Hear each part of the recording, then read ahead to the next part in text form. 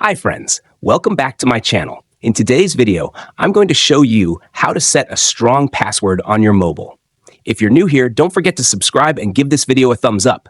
Now, let's dive in. Step 1. First, unlock your Android phone and open the Settings application.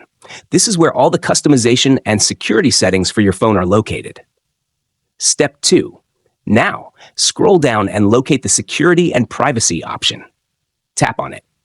Step 3. Next, locate the Device Unlock option and tap on it. Step 4.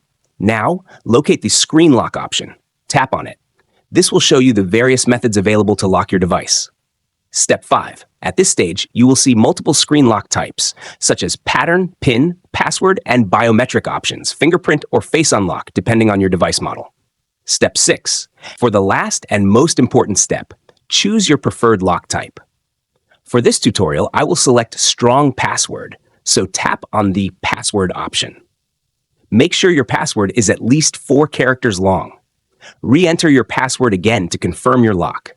Once confirmed, your new screen lock is successfully set up. If you found this tutorial helpful, don't forget to give it a thumbs up and subscribe to my channel for more great tips. Thanks for watching.